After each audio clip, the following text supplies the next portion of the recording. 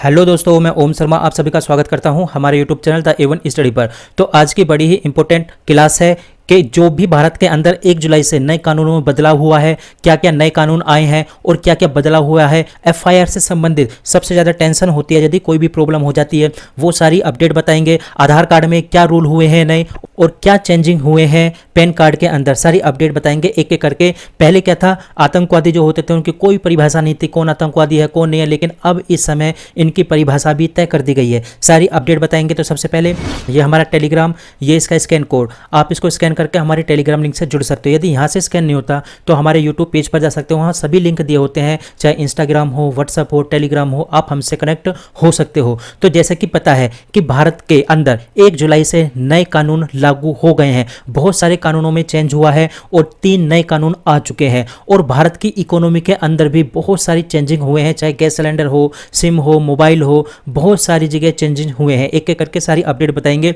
तो आप देख सकते हो न्यूज़ के अंदर भी काफ़ी ज़्यादा ये कवर की गई है स्टोरी कि जो गैस सिलेंडर है और सिम जो पोर्ट की जाती है उनमें भी रूल चेंज हुए हैं, आपके आधार कार्ड में भी रूल चेंज हुए हैं, ड्राइविंग लाइसेंस में भी रूल चेंज हुए हैं, यानी बहुत जगह रूल चेंजिंग किए गए हैं। और हमारे जो न्यू क्रिमिनल कानून हैं वो कौन कौन से हैं, उनके बारे में आपको क्या क्या चीज़ें पता होनी चाहिए, सारी आसान भाषा में आप लोग को बताएंगे।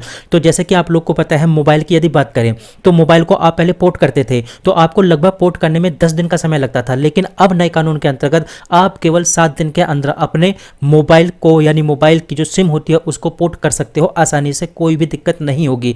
दूसरी चीज़ इसमें क्या है, पहले जो रिचार्ज होते थे वो थोड़े से सस्ते होते थे, ये बताया गया है, लेकिन अब जो रिचार्ज हैं वो लगभग 10 से 20% बढ़ जाएंगे। आपका जो मोबाइल का रिचार्ज होता है उसमें पैसे बढ़ जाएंगे, यानी 10 से 20% इंक्रीजमेंट हो जाएगी आपके रिचार्ज करने में। अब यदि देखा जाए गैस सिलेंडर की बात करें तो गैस सिलेंडर के दामों में इस समय कटौती की गई है। जो कमर्शियल गैस सिलेंडर होते हैं उसमें लगभग 30 रुपये की कटौती की गई है, और जो घर के अंदर यूज होते हैं गैस सिलेंडर उनमें भी कटौती की गई है, लेकिन कितनी की गई है अभी तक ये डिफाइन नहीं किया गया है, लेकिन कटौती करने की बात यहाँ पर बोल दी गई है। इसका मतलब आपके जो घर के अंदर चूल्हा जलता है अब उस पर खाना बनाना थोड़ा सा सस्ता हो जाएगा। अब यदि बात करें आधार कार्ड की तो आधार कार्ड के अंदर काफ़ी ज़्यादा चेंजिंग हुए हैं। तो ये जो चेंज है इसकी स्पेलिंग थोड़ा मिस्टेक की गई है हमारे एडिटर के द्वारा।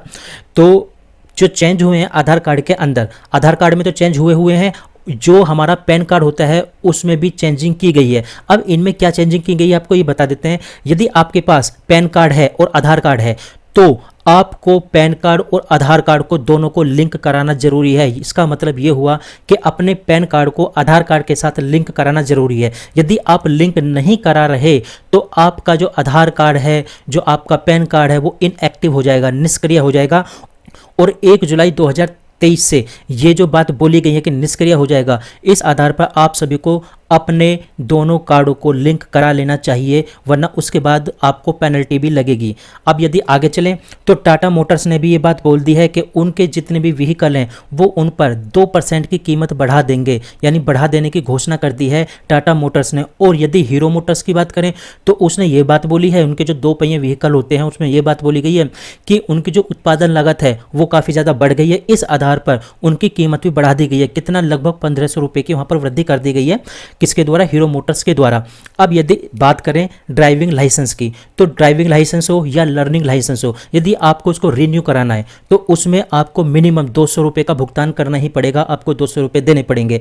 और यदि इन नियमों की बात करें, जो नए नियम आए हैं, तो इसके तहत आपको ड्राइविंग टेस्ट देना होता है। तो ड्राइविंग टेस्ट आप किसी भी प्राइवेट ट्रेनिंग सेंटर पर जाकर दे सकते हो। ये नियम थे, ये 1 जून 2024 से लागू कर दिए गए थे, लेकिन 1 जुलाई 2024 से इसमें काफ़ी ज़्यादा चेंजिंग हुए हैं और इसको काफ़ी ज़्यादा डिफ़िकल्ट बना दिया गया है कि हाँ, इनकी अब रिकॉर्डिंग भी की जाएगी, जब आप टेस्ट दोगे तभी ये इशू कराए जाएंगे ड्राइविंग लाइसेंस। अब यदि बात करें कानूनी लड़ाई की तो ये काफ़ी ज़्यादा इंपॉर्टेंट है, आप लोग को पता होनी चाहिए इस चीज़ के बारे में कि आप लोग जो भी एफआईआर करते हो, स्टेशन जाते हो, स्टेशन वाले एफआईआर नहीं लेते, मोस्टली यही चीज़ होता है कि फाइल ले लेते हैं फिर चक्कर कटाते हैं। अब आपका इसका झंझट खत्म हो जाएगा, क्योंकि एफआईआर की जो टाइमलाइन है, जो डेडलाइन है, वो पूरी तरह से फिक्स कर दी गई है कि इतने समय तक आपको एफआईआर कर देनी चाहिए, और यदि नहीं होती, जिसको आपने एफआईआर के लिए बोला था उसके प्रति क्या किया जाएगा, एक्शन लिया जाएगा। ये बात बोल दी गई है सबसे पहली बात। दूसरी बात क्या है, यदि कोई घटना पश्चिम बंगाल के अंदर होती है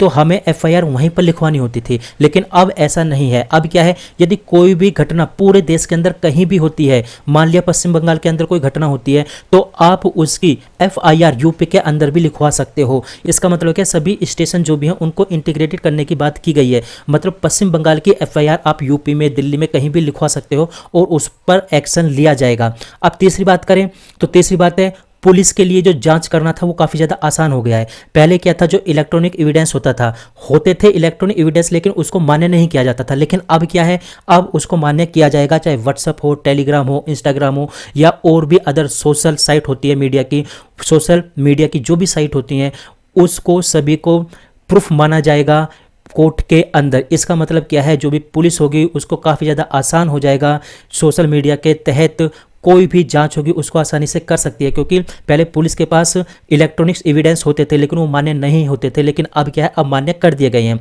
चौथी चीज़ क्या है इसमें, पहले क्या होता था, कोर्ट के अंदर आप कोई भी केस कर रहे हो, वो केस 1 साल 2 साल 3 साल 4 साल, मतलब कंटिन्यू 20-20 सालों तक खिंचता चला जाता था। लेकिन अब बिल्कुल भी ऐसा नहीं है। अब क्यों नहीं है, क्योंकि अब कोई भी केस यदि कोर्ट के अंदर जाएगा तो 1 साल के अंदर कोर्ट को फैसला देना ही पड़ेगा। कुल मिलाकर यह है, जो कानून व्यवस्था है उसको मजबूत करने की बात की गई है। पांचवी बात यहाँ पर क्या है, पांचवी बात यह आपने देखा होगा, कोर्ट काफ़ी जगह जब फैसला सुनाता है तो उसको फैसला सुनाने से पहले रिजर्व कर लेता है, लेकिन अब ऐसा नहीं होगा। यदि उसने रिजर्व किया है तो 1 साल 2 साल 3 साल बाद वो फैसला देता था, लेकिन अब इसमें क्या कर दिया गया है, केवल आपको 45 दिन के अंदर अपना फैसला देना होगा। यदि ऐसा नहीं करता तो उसके लिए भी स्ट्रिक्ट कानून बना दिए गए हैं, उस पर भी पेनल्टी की यहाँ पर बात बोल दी गई है। तो अब यदि बात करें आतंकवाद की, तो आपको जैसे पता है जितने भी पीछे कानून थे, चाहे IPC हो या CRPC हो, उसमें कोई भी स्पष्ट परिभाषा नहीं थी आतंकवाद की कि आतंकवादी कौन है, किसको आतंकवादी माना जाए। लेकिन अब नए कानून के तहत आतंकवाद की परिभाषा तय कर दी गई है।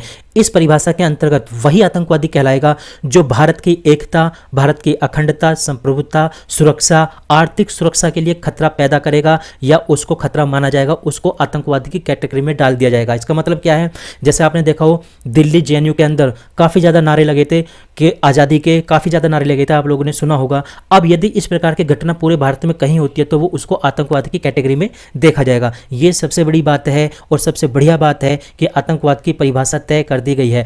अब यदि आगे चलें तो इसमें एक चीज़ की प्रॉब्लम है। प्रॉब्लम क्या है कि इसमें एक चीज़ को इंक्लूड नहीं किया गया। क्या चीज़ है वो है इंपॉर्टेंट न्यूज़, फेक न्यूज़। अब ये जो फेक न्यूज़ है ये काफ़ी ज़्यादा इंपॉर्टेंट हो जाती है, क्योंकि फेक न्यूज़ के अंतर्गत आप लोगों ने देखा होगा झूठी गवाही काफ़ी ज़्यादा चलती है। झूठी गवाही के आधार पर क्या होता है, बहुत सारे फैसले इधर से उधर हो जाते हैं, फेक केस होते हैं, फेक केस लगा दिए जाते हैं, फेक FIR होती हैं, फेक FIR कर दी जाती हैं। उसी प्रकार फेक इन्वेस्टिगेशन रिपोर्ट तक सबमिट कर दी जाती है। फेक डॉक्यूमेंट हुए, फेक आधार कार्ड हुए, फेक हेरिटेज हुए, हेरिटेज मतलब जो फेक विरासत से संबंधित डॉक्यूमेंट होते हैं वो सभी के सभी कोर्ट के अंदर जमा कर दिए जाते हैं। इस पर किसी भी प्रकार का अभी तक कोई भी कानून नहीं है। इनको जो व्यक्ति फेक डॉक्यूमेंट सबमिट करेगा, फेक न्यूज़ फैलाएगा, फेक FIR करेगा, उस पर अभी तक कोई भी कानून नहीं है कि इनको क्या सज़ा दी जाएगी। अभी तक ऐसा कुछ भी नहीं हुआ है। लेकिन इसका एक मुख्य सॉल्यूशन क्या है, यदि इसके सॉल्यूशन की बात करें तो इसका सबसे अच्छा सॉल्यूशन है पॉलीग्राफ ब्रेन मैपिंग। इसका मतलब क्या है, आप जो भी व्यक्ति झूठ बोल रहा है, झूठ बोलने से पहले आपको लग रहा है हाँ ये झूठ बोल रहा है, तो उसका पॉलीग्राफी टेस्ट करा दीजिए। पॉलीग्राफी टेस्ट कराने के माध्यम से उसको पहले ही पकड़ लिया जाएगा, हाँ ये बंदा झूठ बोल रहा है, तो इस पर FIR नहीं की जानी चाहिए, इसकी गवाही नहीं माननी चाहिए। सबसे आसान तरीका यही हो जाएगा। फिलहाल हमारी अपडेट यहीं तक थी, हमारी क्लास यहीं तक थी। आप लोग कैसे लगी जरूर बताना, सब्सक्राइब करना और शेयर करना मत भूलना। Thank you.